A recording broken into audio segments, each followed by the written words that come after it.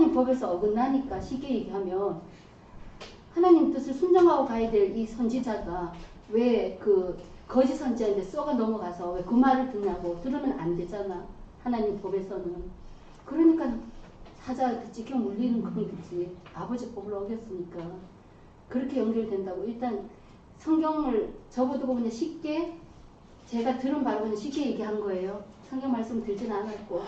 어쨌든 두 계보가 지금 대비되고 있잖아요. 하나는 육에 속한 계보, 하나는 영에 속한 계보인데 두 계보, 항상 성경은 두 계보 얘기를 하고 있거든요. 육에 속한 선지자냐, 영에 속한 선지자냐. 그 속에서 우리는 하나님의 뜻을 따라가야 되는 영적 계보 선지자로서 오히려 육에 속한 사람들을 이끌어서 그렇죠. 예.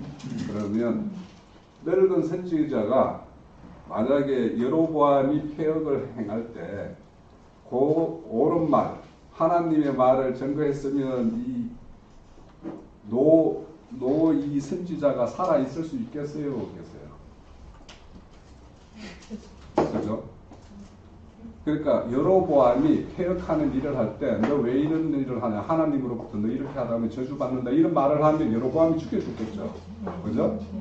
그러니까 여기에 늙은 선지자는 하나님의 일을 온전히 실행을 하지 못한 거짓 선지자예요. 자기 안위를 먼저 생각하고 이렇게 했기 때문에 그때까지 목숨을 부지하고 있는 자예요. 그래서 그런 걸 강령하는 거고, 젊은 선지자는 진짜 하나님이 파송하는 거죠. 파송해서 이제 옳은 어떤 그런 말씀을 증거하는 것인데, 그래서 하나님의 이 사람은 그런 어떤 여기서 보면 음식을 먹는다라는 거는 사귐을 가진다라는 거거든요, 서로에. 그리고 그래서 우리가 뭐 이렇게 교제를 하거나 애찬을 가진다라는 게 있는 것이 하나님으로 보면 단순히 그냥 우리가 한 끼니를 때우는 것이 아니라 우리가 한 형제고 한 몸을 이루는 그런 공동체의 그런 의식을 가지고 우리가 이렇게 애찬을 가지고 해야 되는 것인데, 그러니까 여기에서 서로 섞일 수 없는 자가 두 사람이 이렇게 섞여서 이렇게 행하는 것을 보고, 그러니까 거짓적인 늙은 선지자 같은 경우에는 자기 공부를 다 못하는 사람이니까 하나님으로부터 징계받는 거예요, 결국에.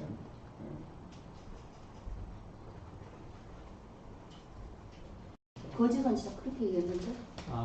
유다 선지자. 아니요, 그냥 물어본 거예요.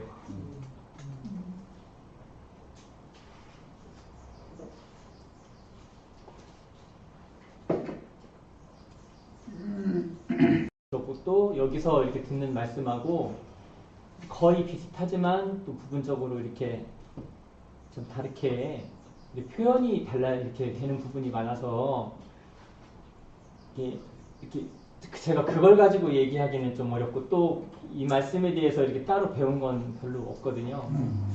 얼마 전에 이 말씀을 보면서 무슨 생각이 들었냐면, 이 늙은 선지자가 이 거짓 선지자라고 보여지질 않고 저는 이제 참 선지자로 보여졌거든요. 그래서 어떻게 그렇게 보였냐면, 일단 말씀대로 했고 또 심판을 선포를 했고, 그리고 하나님 말씀하신 것처럼 대로 다 한 것처럼 일단 보여요. 그런데 하나님이 이 늙은 선지자를 죽이기로 작정을 하셨다는 거죠. 그런데 이제 이 늙은 선지자를 죽이기로 하셨다는 거는 유다에서 온 선지자를 죽이기로. 이제 유다에서 온 선지자는 늙은 선지자. 없어요.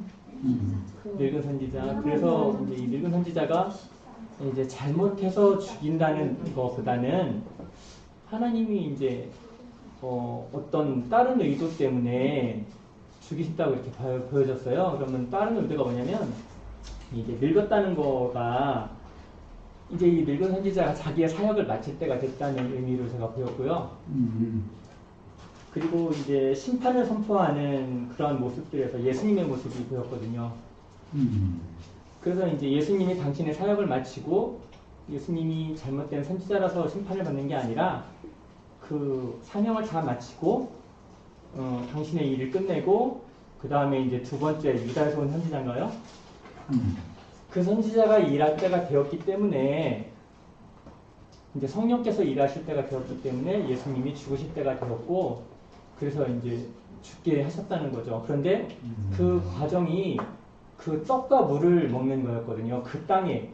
그러면 그 떡과 물은 이제 불법의 그 죄악의 음식을 얘기하는 거죠. 그럼 예수님이 진짜 그 죄악을 이제 죄인이라서가 아니라 눈으로 보이기에 그 이제 죄인의 친구가 되고 동료가 되었다는 어떤 그런 말씀들하고 연관이 돼서 이제 죄가 있어야 하나님이 심판을 하시니까 죄의 모습으로 이렇게 죄 있는 모습처럼 이렇게 보여주시고 또 심판받는 모습을 보여주시는 거죠. 예수님을 통해서 이 늙은 선지자하고 같이 이제 연관시켜서 보여주셨습니다. 그리고 유다에서 온 선지자, 뒤에 온 선지자는 이제 어떤 거냐면 나중에 이 선지자가 죽고 장사하는 자들이 그 시체를 던졌을 때 그 뼈에 닿았을 때 이제 생명이 살아나는 그 모습들을 볼 때 이 선지자는 이제 살려주는 영으로서 이제 그 성령을 이렇게 나타내는 그런 모습으로 제가 언뜻 그냥 정리가 됐습니다. 이게 맞는지는 그건 잘 모르겠고요. 네, 또 참여하실 분 다 자유롭게 참여해도 됩니다.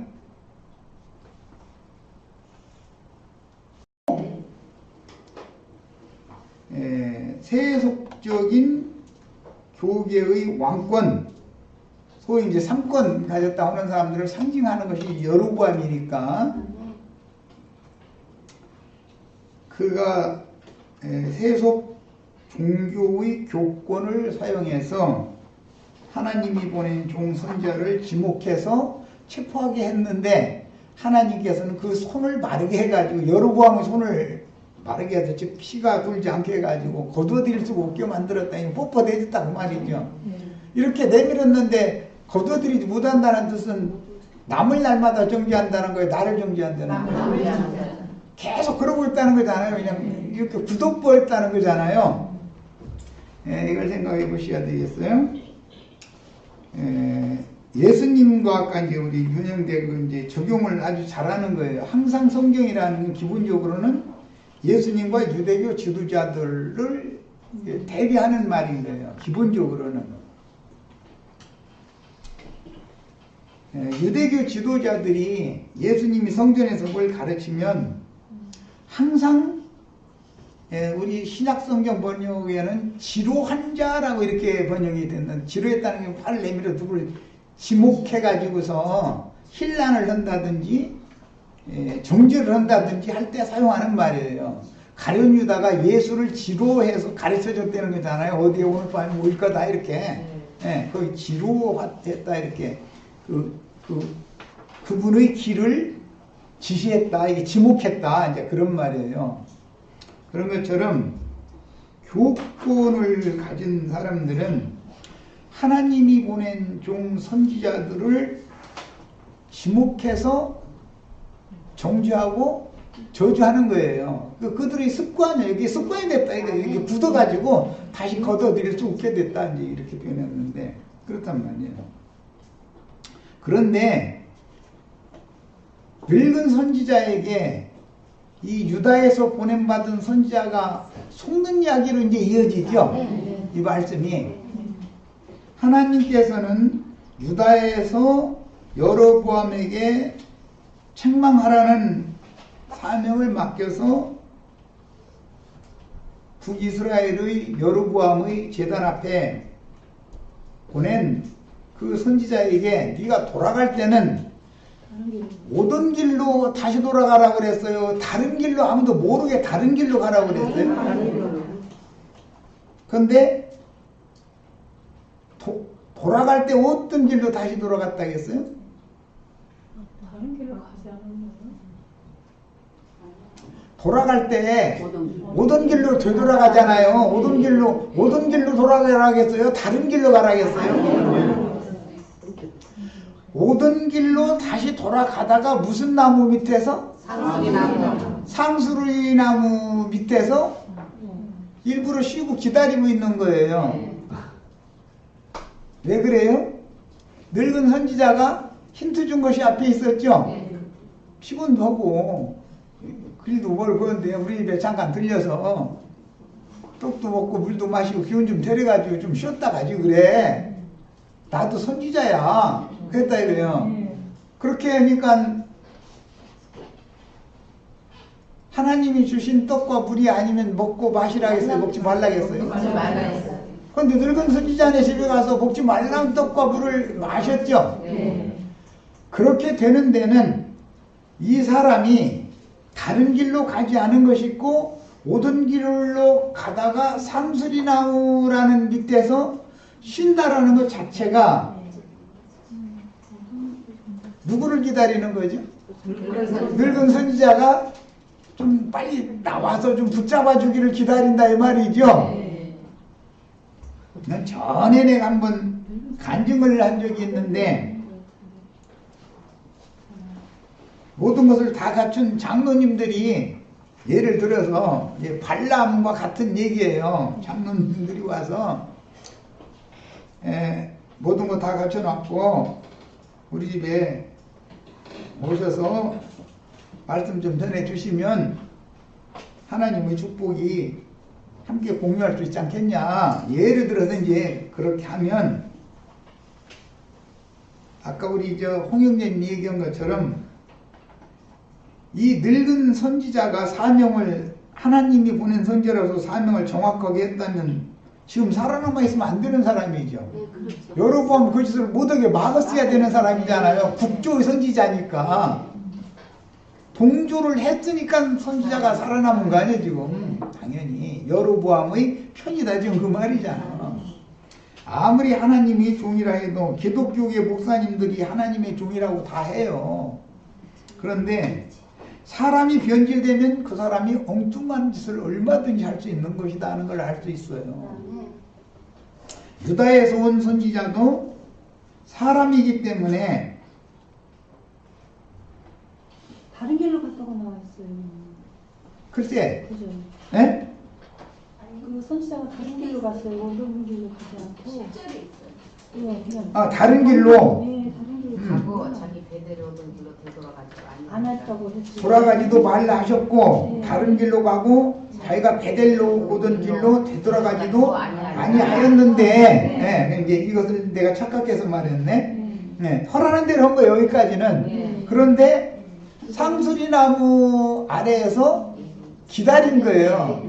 거기서 언지를 주었던 늙은 선지자가 와서 자기를 다시 초빙해 가기를 기다렸다 그 말이에요. 그렇지 않으면 그냥 가야 되는 것이잖아요. 사람 만날 필요가 없으니까. 왜냐하면 떡이나 물을 다른 사람이 주는 걸 먹으면 안 된다겠으니까. 그런데 늙은 선지자가 아들들 보내가지고 선지자를 청빙을 했죠. 그러니까 따라서 간 거예요. 늙은 선지자네 집에 가서 항상 차려준 걸 같이 먹고 마시고 한 거잖아요. 그 다음에 하나님 말씀이 이제 임한 얘기로 이어졌죠. 20절 이하부터는 그렇게 돼 있죠. 그들이 상 앞에 앉아 있을 때 여호와의 말씀이 사람을 데려온 선지자에게 임하니, 그러니까 늙은 선지자에게 하나님 말씀이 이제 임한 거예요. 늙은 선지자가 자기 아들들을 보내가지고 이 유다의 선지자를 자기 집으로 데려왔는데 하나님 말씀이 이제 임한 얘기예요. 세 번째 단락에는 이렇게 됐어요. 유다에서 온 하나님의 사람을 향하여 하나님의 말씀을 이제 전하는 거예요. 여호와의 말씀에 네가 여호와의 말씀을 어기며 네 하나님 여호와께서 네게 내리신 명령을 지키지 아니하고 돌아와서, 여기 돌아오면 안 된다는 것도 알고 있었다는 거 아니에요. 이 늙은 선지자도 선지자 다 알고 있죠 지금.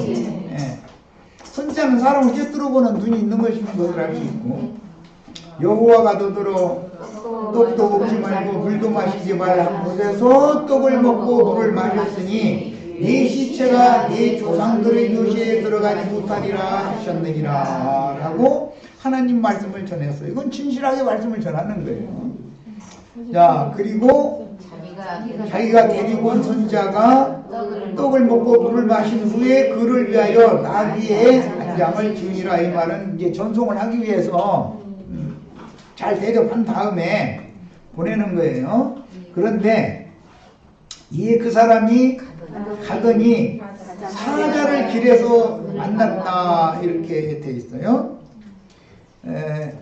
여기서는 뭐 이제 많은 얘기가 필요하지만 다윗도 사자의 입에서 건짐을 받았고 다니엘도 사자의 입에서 건짐을 받았고 바울사도도 사자의 입에서 건짐을 받은 얘기 다 나오는 얘기는 사자의 입에서 건짐을 받았죠. 다니엘서에 보면 느부갓네살 왕이 바다에서 올라오는 짐승으로서 사자로 상징이 돼 있죠. 그것은 세상의 큰 군왕을 상징하는 거예요. 세상의 권세자를 하나님께서 쓰실 때 사자라고 상징한다라는 것을 알 수가 있어요. 그래서 사자가 어떤 때는 유대지파의 사자라고 말을 할 때는 예수님을 말할 때도 있지만 우는 사자와 같이 삼칠자를 찾는다 할 때는 마귀를 말하는 것입니다. 여기서는 마귀를 말하는 사자다라는 걸 알 수가 있는 거예요. 그래서 길에서 만나서 물어서 죽였다라는 것은 그 사자를 보내서 하나님이 그 유다에서 온 선지자의 불순종에 대해서 심판했다. 지금 그 말인데, 지나가는 사람들이 길에 버린 시체와 그 시체 곁에 선 사자를 보고 그 늙은 선지자가 사는 성읍에 가서 말을 해주니까 그 사람을 길에서 데리고 돌아간 선지자가 듣고 말하되 이는 여호와의 말씀을 어긴 하나님의 사람이로다. 하나님의 말씀을 뭘 어긴 거냐 하면은 늙은 선지자의 집에 돌아가서 떡을 먹고 물을 마시지 말라는 말씀을 어긴 거예요. 그것은 이 사람이 지금 늙은 선지자가 잘 사는 것을 보고 유다에서 선지자 생활하는 것보다 여기서 한 달이 끼면은 인생 사는 데는 별 지장 없겠다라고 판단이 됐으니까 뒤를 돌아보지 말고 그냥 가야 되는데 삼수리나무 아래 앉아있다 그래요. 이 삼수리나무는 스가랴서에 보면 거짓 선지자라고 돼 있죠. 네. 거짓 선지자들을 자기 마음속에 거짓 선지자를 품고 거짓 선지자가 혹시 와서 나중에 다시 초빙에 가주기를 기다렸다가 거짓 선지자의 아들이 와서 우리 아버지가 다시 돌아오시라고 합니다. 우리 집에 갑시다 했더니 얼씨구나하고 따라간 거잖아요. 그게 발람의 길에 행하는 자라는 거죠. 예. 청빙받아서 간다 이거예요. 그런데 하나님은 그를 죽였다 하는 거예요. 사자를 이제 보내서 내용은 이제 이거예요. 그리고 나서 그가 죽어서 네 열조의 무덤에 들어가지 못한다. 그 말씀이 나오죠. 이어지죠. 그 몇 절에 나오나? 22절에. 아 그렇네. 22절에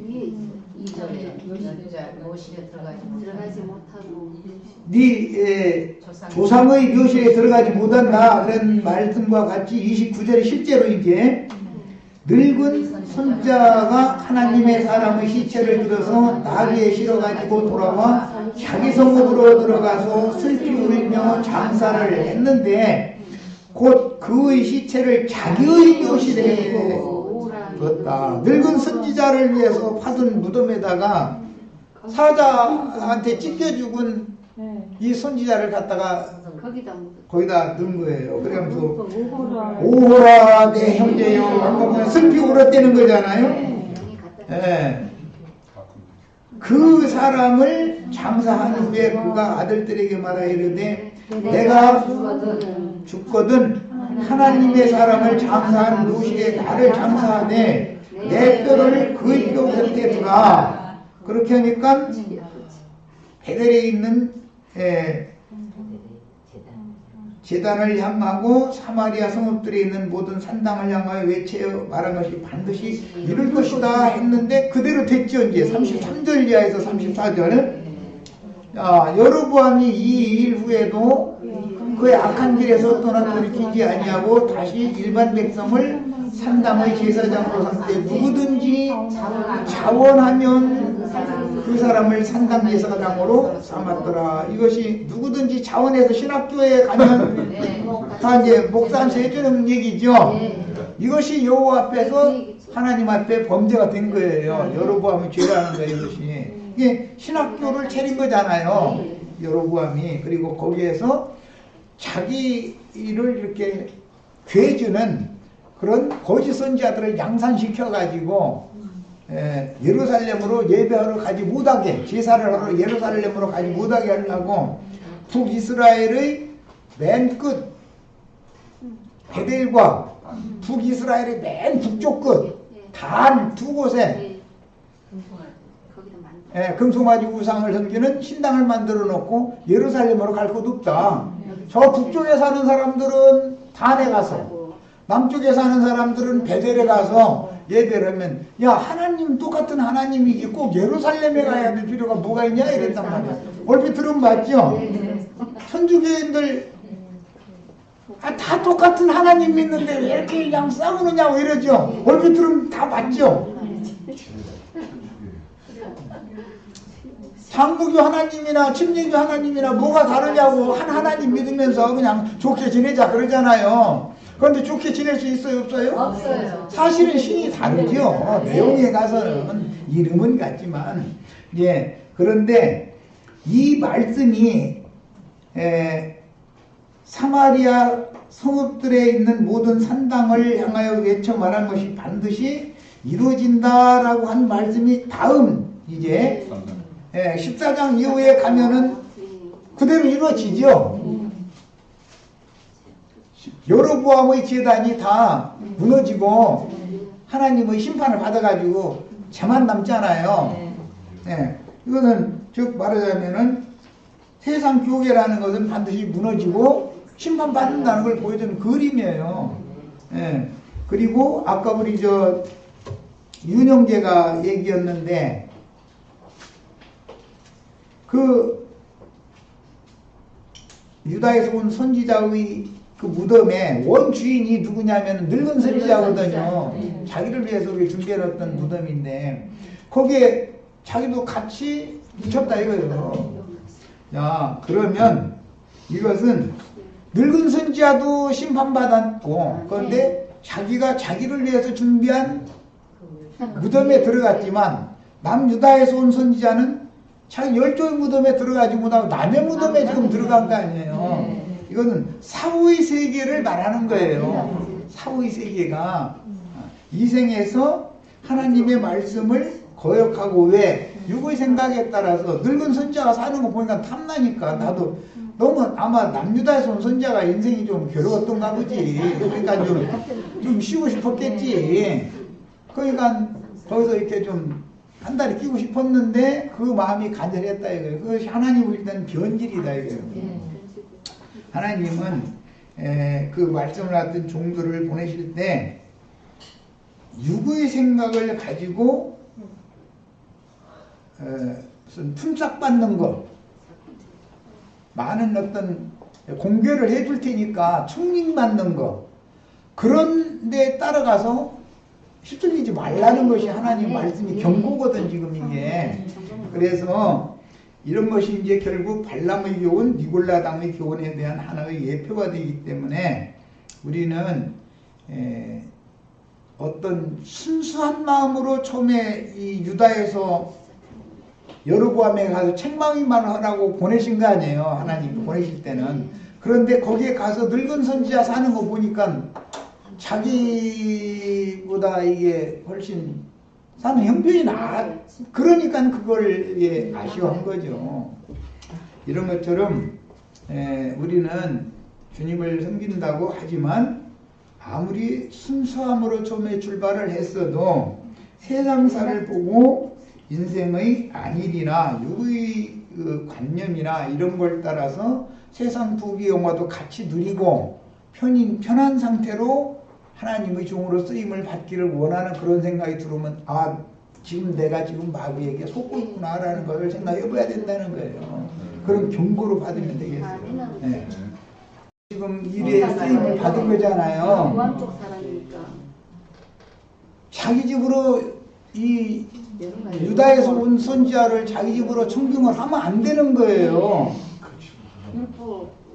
하나님의 말씀의 원래는 네가 다른 길로도 가지 말고 네가 할 사명을 마치면 오던 길로 어디 가다가 중간에 쉬지도 말고 그냥 가라. 속히 가라. 그랬는데 신 것이 문제가 됐고 네.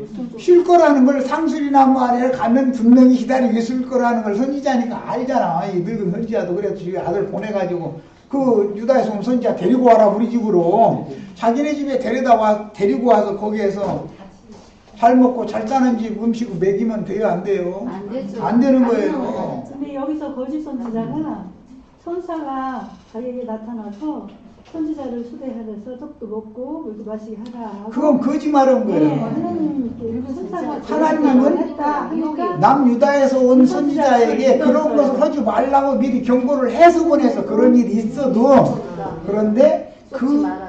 거짓 선지자로 누가 쓰임 받냐면 늙은 선지자, 북쪽의 선지자가 쓰임을 받은 거예요. 그러면 예, 유다에서 온 선지자는 하나님 말씀대로 그 부자 선지자네 집에 가면 안 되는 거라고.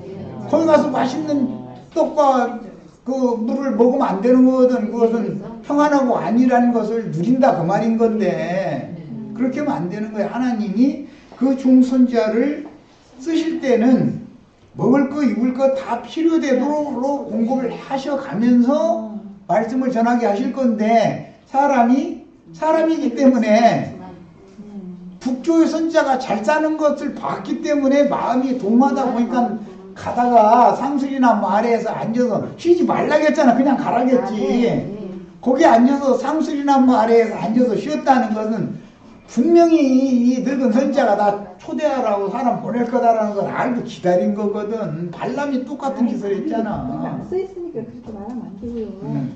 18절에 그가 그 거짓 늙은 선지자가 이 유다에서 온 선지자한테 말하기를 여기 18절이 나와 있어요. 13절 그가 그 사람에게 이르되 그 늙은 선지자가 나도 선지자다. 하나님이 말씀에 너를 청빙을 해다가 먹이라 그랬다. 그런데 그건 그게 말이라. 하나님은 이미 유다에서 온 선지자도고 누구 집에 부잣집에 들어가지도 말고 거기서 부잣집에서 주는 음식 먹지도 말라고 해서 보냈잖아. 17절에 네.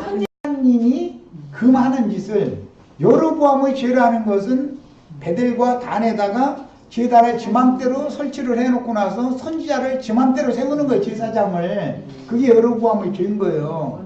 근데 각 교단이 신학교 차려놓고 나서 선지자 배출하잖아. 그게 여로보암의 죄인 거예요. 그건 반역죄거든. 하나님은 지금 다윗의 아들 솔로몬의 아들 르호보암 대 가서 여로보암이 솔로몬 대의 군대 장관이 있었는데 애굽으로 피난을 갔다가 돌아와가지고 르호보암을 반역을 해가지고 10지파를 찢어가지고 북이스라엘 나라를 지금 세워놓고 나서 헌 짓이시거든. 그 얘기 다음에 나오는 얘기잖아 지금 이게. 야 그러니까 하나님의 나라를 분열시키면 되냔 말이에요. 장로교단이니 심예교단이니 하고 찢으면 돼야 안 돼요? 그리스도의 몸을 찢으면 안 되는 거예요. 절대로 세상 없는 사람도. 그런데 자기가 하는 일을 합리화시키기 위해서 남유다로 예를 들어 북쪽의 10지파가 예루살렘에 절기를 지키러 가면 마음이 동해가지고 하나님의 은혜를 입어서 남유다 왕한테 마음을 이렇게 주면은 자기 왕노를 못하게 생겼기 때문에 못 가게 하려고 베델과 단에다가 이게 제단을 만들어서 예루살렘에 갈 필요가 없다. 이걸 한 거거든. 그러니까 주님의 교회를 주님이 세웠지만 인간들이 맘대로 세상 교회를 세워놓고 나서 우리가 섬기는 하나님, 저 사람들이 이제 주의 증인들이 섬기는 사도들을 통해서 보이는 모임의 교회에서 부르는 예수가 하나님이라고 하는 거나 우리도 예수 하나님이라고 믿는다. 똑같이 하나님 믿는데 뭐 구태하고 그 증인들과 함께 모이러 거기까지 가냐 이거 이 말이거든. 그럴 필요 없이 그냥 여기 우리 편한 대로 이렇게 보이자 이 말이거든. 그런데 그런 것에 대해서 하나님이 여로보암의 죄를 책망하라고 남유다에서 제사장을 좀 선지자를 보낸 거예요. 그런데 가서 책망까지는 잘했어. 그런데 이 여로보암과 한 패거리가 된 늙은 선지자가 사는 걸 보니까 자기하고는 형편이 너무 다른 거야. 부자 목사님네 집에 가보면은 사람 마음에 둥하지요. 네. 그래서 남유다에서 올라온 선지자가 변질됐다는 얘기를 하는 거예요. 이렇게 그런 것 때문에 너무 약점이 있는 거지. 그게 약점이지. 마귀는 그런 약점을 파고들어가지고 사람을 쓰러뜨리는 거거든. 하나님의 말씀을 지금 어기게 된 거 아니야. 그런데 그 동기가 뭐냐면은 여로보암의 편을 들어준 늙은 선지자의 사는 걸 보니까 남유다에서 선지자들끼리는 다 뭐 그 모양으로 그렇게 살으니까 그걸 몰랐는데 여로보암의 편을 들어주는 이 늙은 선지자가 사는 거 보니까 자기도 좀 쉬고 싶고 뭐 밥이라도 좀 맛있는 밥으로 좀 기름진 거 먹고 싶고 하지 않겠어 인간이면. 그래서 돌아가다가 상수리나무 밑에서 앉아서 기다린 것이 사실 여기 쉬었다고 돼 있지만 분명히 그 선지자가 나를 데리러 올 거다. 그러면 못 이기는 척하고 가서 한 끼 얻어먹고 가겠다. 그런 마음이 이미 그가 영혼이 점령당에 있었던 거예요. 그걸 말하는 거예요. 사람은 다 이렇게 변질되는 거예요. 북이스라엘은 우리의 육신을 상징하기 때문에 육신대로 행하면은 분명히 영혼까지 멸망할 거다. 그런 경고도 되는 거지. 관점 여러 가지로 설명. 지금 그러고 저기 엘리사의 뼈에 닿자 회생한 이야기는 열왕기 하 13장에 나오니까 거기 한번 보고 이게 혼동하면 안 되니까 명언을 배우라고 여기 열왕기 33장의 내용은 열왕기 하인들 네 계보의 선지자의 노선 거기에 너는 사후세계에 거기에 들어가지 못할 거다. 그 말이에요. 그래서 거짓 선지자의 세계에 들어갔다는 거 죽은 다음에 거짓 선지자의 무덤에 들어간 거 아니에요. 그러고 지금 이사야 선지자의 뼈에 시체가 가서 던졌더니 살아나는 얘기가 열왕기 하 13장 21절에 나오니까 거기 한번 이제 열왕기 하 13장을 보겠습니다. 이것은 말하고자 하는 내용이 다르다는 걸 지금 증거하려고 그러는 거예요. 자, 14절부터 21절까지 같이 읽습니다. 엘리야가 죽을 병이 들매 이스라엘 왕 요아스가 그에게로 내려와 자기 얼굴에 눈물을 흘리며 이르되 내 아버지요 내 아버지요 이스라엘의 병거와 마병이요 하네. 엘리사가 그에게 이르되 활과 화살들을 가져오소서 하느니라. 활과 화살들을 그에게 가져오매 또 이스라엘 왕에게 이르되 왕의 손으로 활을 잡으소서 하매 그가 손으로 잡으니 엘리사가 자기 손을 왕의 손 위에 얹고 이르되 동쪽 창을 여소서 하여 곧 열매 엘리사가 이르되 쏘소서 하느니라. 곧 쏘매 엘리사가 이르되 이는 여호와를 위한 구원의 화살 곧 아람에 대한 구원의 화살이니 왕이 아람 사람을 멸절하도록 아벡에서 치리이다. 그것이 지금 아람의 침공을 받고 있는 중이잖아. 요아스 왕 때 북조의 요아스 왕이 아람의 침공을 지금 받고 있는 위급한 상황인데 선지자가 죽게 생겼단 말이에요. 선지자를 의지해서 지금 선지자가 이스라엘의 병거와 마병이다라는 것은 선지자의 입이 하나님의 군대를 동원했기 때문에 선지자의 입에서 나오는 말로 이스라엘의 수호신이 이스라엘을 지켜줬다는 걸 지금 믿고 있는 거예요. 이 왕도.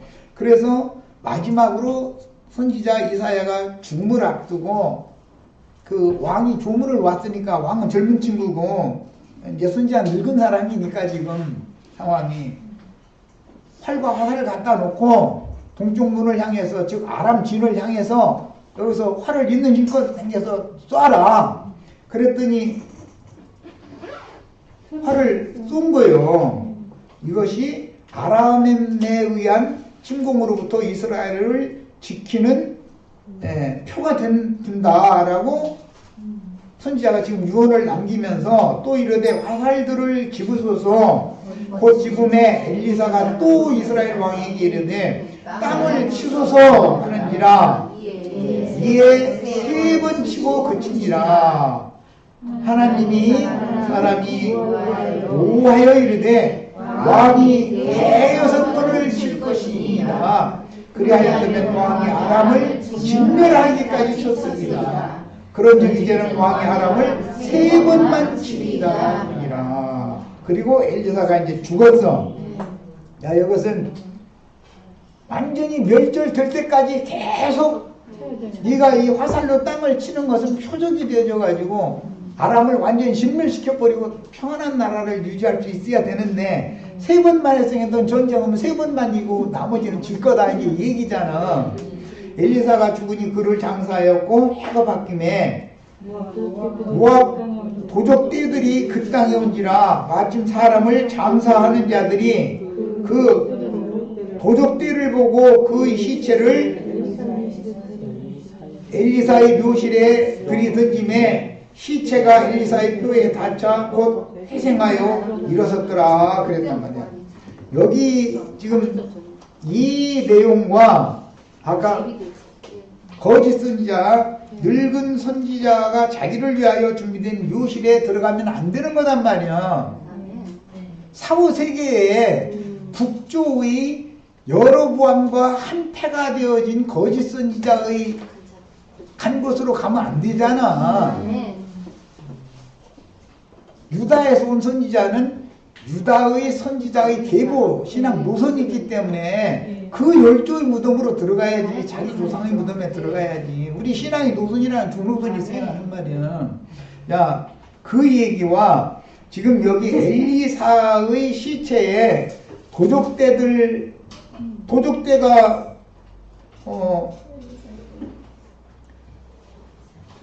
마침 이제 그 동네에 이제 초상이라 가지고 장사 치르려고 그러는데 도적대가 쳐들어왔어. 그러니까 급하니까 장사를 제대로 못하고 엘리사 선지자가 묻혀있는 묘에다가 시체 휙 던져버리고 급하니까 꽁무니 빼고 도망간 거예요. 그런데 시체가 살아났더라는 거잖아 지금.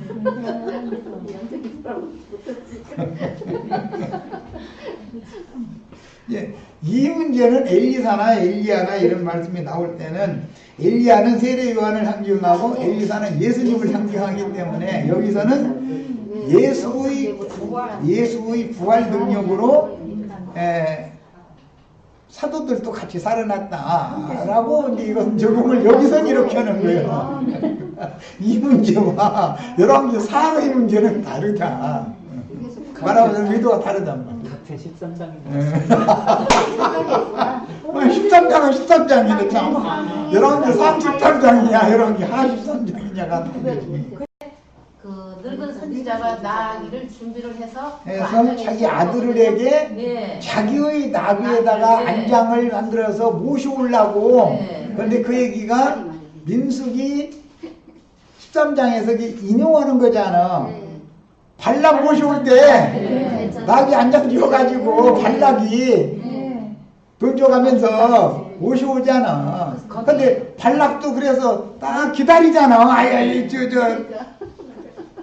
똑같아. 그러니까 뭔 소리야. 그 나귀가 미친 것을 그 말하고 나귀가 말을 해서 그 선지자가 당한 것처럼 여기서 볼 때 나귀는 육성을 지금 표현을 하잖아요. 예, 그런 거예요. 성경에 이제 나귀가 나면 나의 육체를 말하는 것이고 나귀는 주님이 쓰시는 양으로 대속을 하지만 말은 대속을 하지 않아요.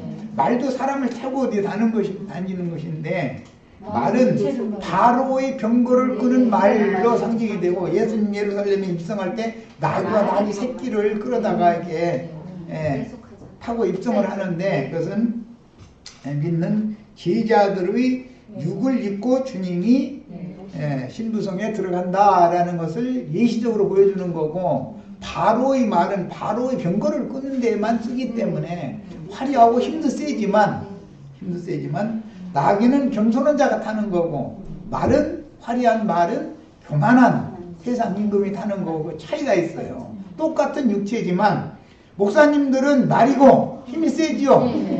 애굽이 마병대들이잖아요. 애굽이 말들이잖아요.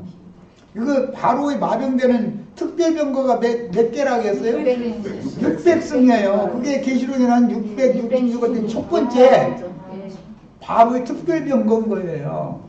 예, 세상에서 유명한 목사님은 바로의 특별병거예요. 상징이요 이것이. 예, 큰 목사님들이죠.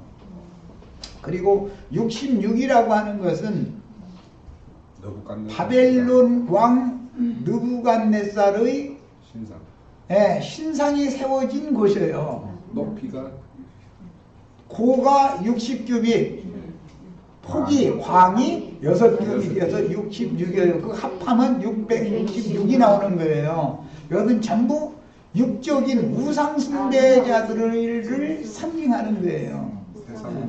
세상. 그래서 그 보면 사자가 시체를 먹지도 않고 나귀를 찢지도 아니었다 했는데 이제 제가 제 느낌은 이 육을 멸한 게 아니고 선지자의 영을 멸한 거잖아요. 지금 영이 지금 완전히 그 늙은 선지자 영혼이 사후 그것이. 어차피 죽은 건 죽지 육신의 몸은 죽고 그 사후 세계에 그 영혼이 어디로 가느냐 아니야, 지금 그 그것을 얘기를 하는 다루는 거죠. 그래서 거니까. 나귀는 멀쩡하게 찢지도 않고 나귀하고 사자는 그 자리에 있었다는 것이 느껴져서 지금 말씀.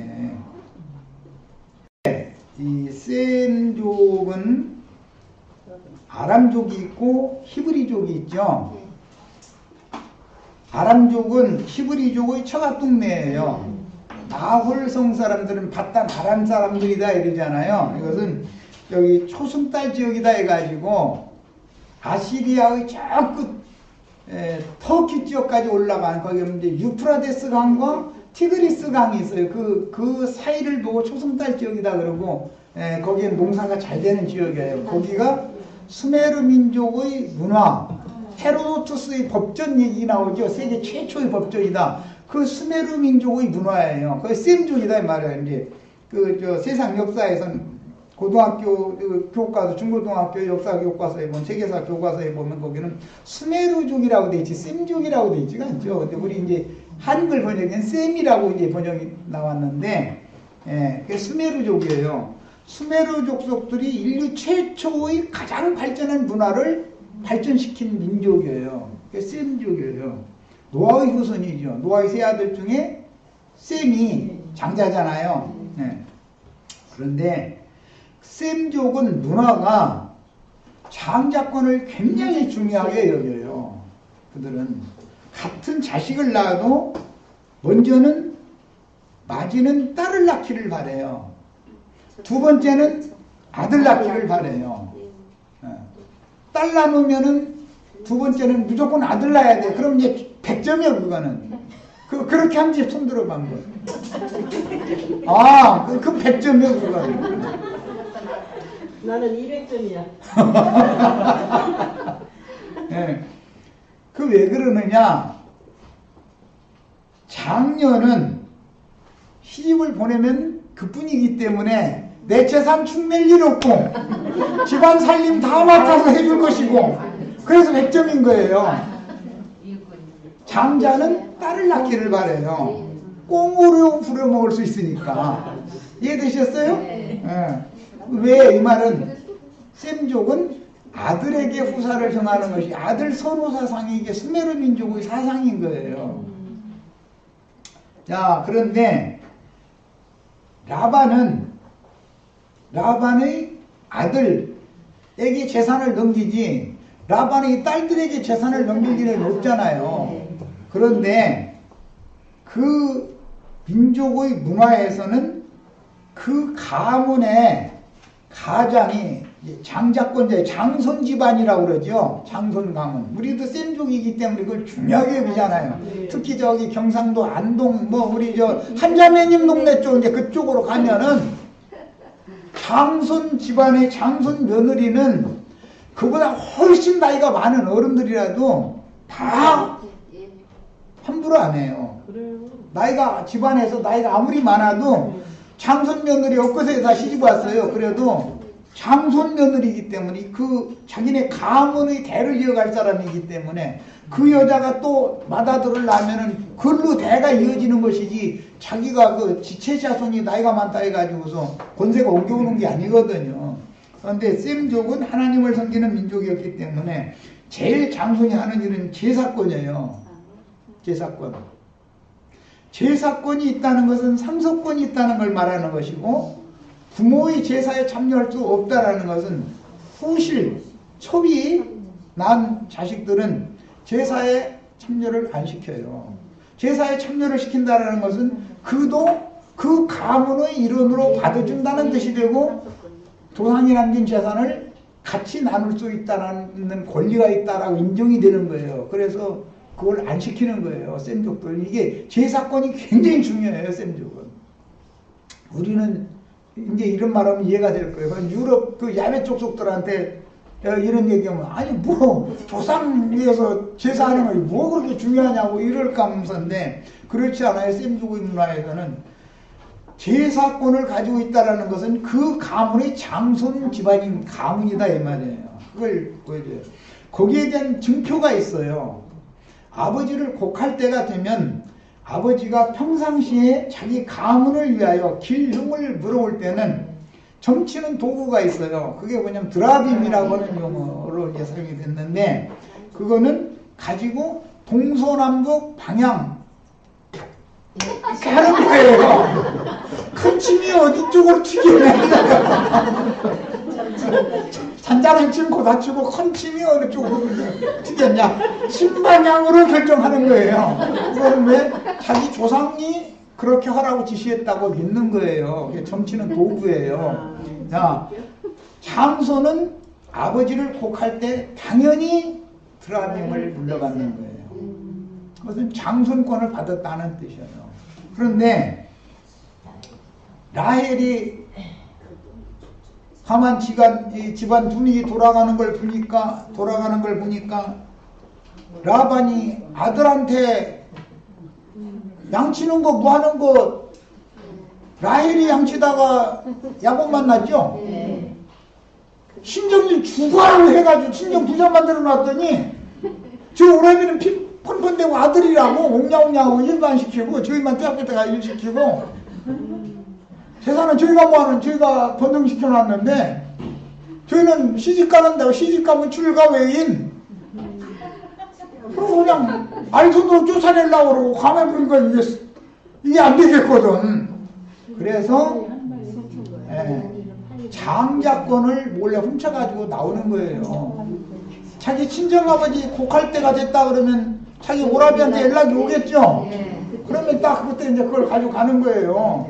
곡하는 모든 동기간이 다 모인 앞에서 우리 아버지가 나한테 이걸 주셨다. 딱 하면은 그 장자권이 되는 거예요. 그러면 라헬은 딸이니까 안 되지만 라헬을 아들 요셉이 장자권을 딱 받게 되는 거예요. 갑절을. 그러니까 요셉은 외갓집의 분복도 받아야 되고 신강의 복도 받아야 되고 갑절의 복을 장자는 2배의 복을 받는 게 그런 원리에서 나온 거예요. 셈족의 문화를 알아야 돼. 그래서 그걸 훔쳐가지고 온 거예요. 그러니까 그거 들키면 안 되잖아. 그런데 경도하는 여인은 부정한 여인이에요. 그런데 또 거짓말로 했다고 누가 믿어. 진짜로 경도가 터졌을 수도 있는 거지 뭐 마침. 친정아버지가 오시는 요새같이 그렇게 좋은 그런 게 없고 그냥 잘못 움직였다 이렇게 새겨서 줬거든 이제. 그러니까 아버지 죄송해요. 내가 지금 못 일어나는 거는 이유가 있어요. 알았어 그냥 있어. 그렇게 되는 거예요. 이것은 뭐냐. 사실은 하나님이 보시기에는 그게 부정한 거예요.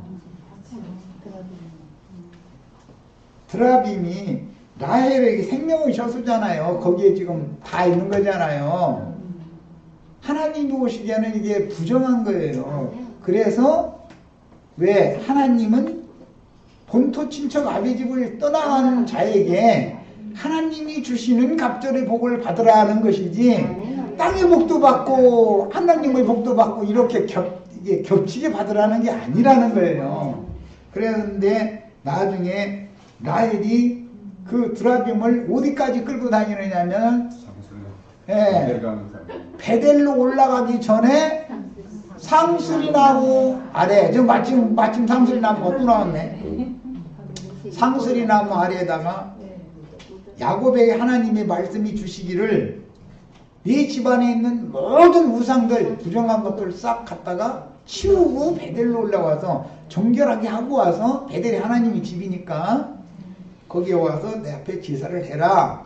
그래서 야곱이 가족들에게 너희가 가지고 있는 혹시 우상이 있으면 전부 다 갖다 내놔라.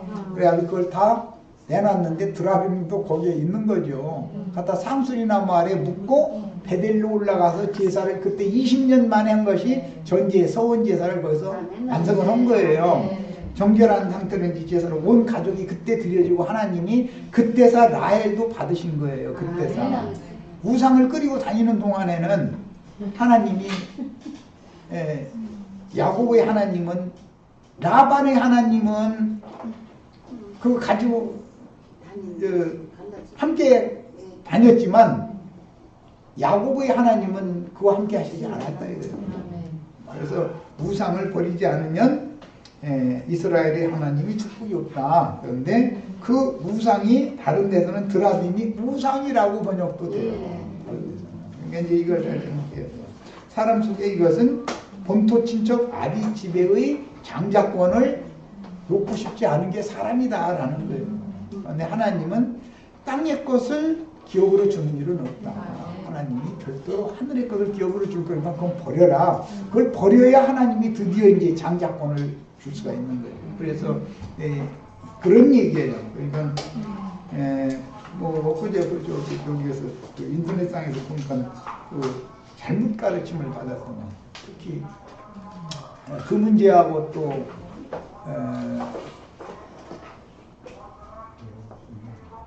요셉의 동생 이름이 베냐민. 예. 아, 베냐민은 아주 그냥 아침에는 뭉친 것을 저녁에 뭉친 것을 먹고 아침에는 누르뜯는 일이고 저녁에는 뭉친 것을 먹고 나누고 이제 그렇게 해가지고 그게 저주받아서 그런다고 아마 이렇게 가르쳤던가 봐요. 누락질하는 일이 막 그렇게 나왔기 때문에 신약성에 그거는 신명기에서 모세가 베냐민을 축복을 할 때 하나님의 이름으로 축복을 해주는 얘기를 들어보면 하나님이 그를 지키시고 함께 하시는 축복이다 그랬어요. 그게 야곱이 한 말에 대해서 모세가 나중에 해석을 한 말이잖아요. 항상 뒤에 나오는 선지자가 하는 말은 해석인 거거든. 그러니까 그 축복의 말을 들어야지 저주한 말이다 이러고 함부로 해석하면 안 되죠. 그거 이제 마치기 위해서 창세기 49장 이야기 읽고 신명기 33장인가? 네, 32장인가 3장인가? 그 부분을 가서 읽어보겠습니다. 이 적용을 보려고 그래요.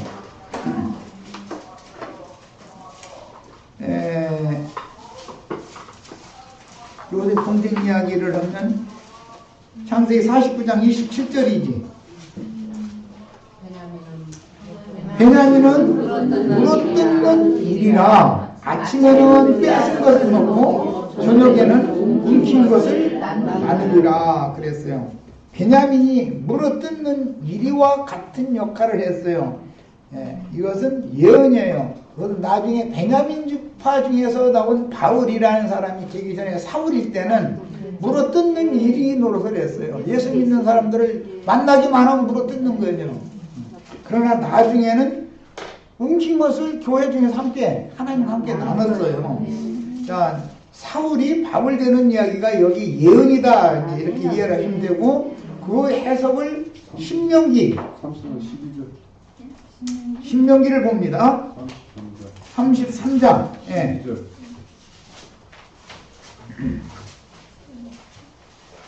33장 봅니다. 12절. 그 똑같은 베냐민 창세기에서 야곱이 한 말을 지금 먼 후대에 하나님의 사람 모세가 해석하는 거잖아요. 설명해서 축복을 지금 하는 중이잖아요. 자, 봅니다. 베냐민에 대하여는 일렀으되 여호와의 사랑을 입은 자는 그 곁에 여호와 곁에 안전히 살리로다. 여호와께서 그를 날이 마치도록 보호하시고 그를 자기 어깨 사이에 있게 하시리로다. 이렇게 축복을 했어요. 자, 그러니까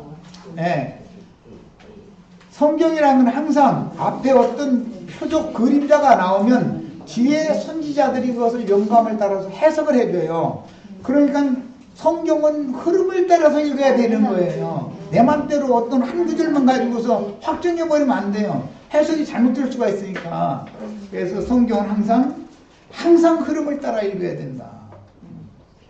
창세기 49장 이야기는 저주의 말이 아니라 축복의 말을 썼어요. 모세가 지금 거짓말하는 게 아니에요. 그 말씀을 해석을 이렇게 명확하게 하는 거예요. 여기까지.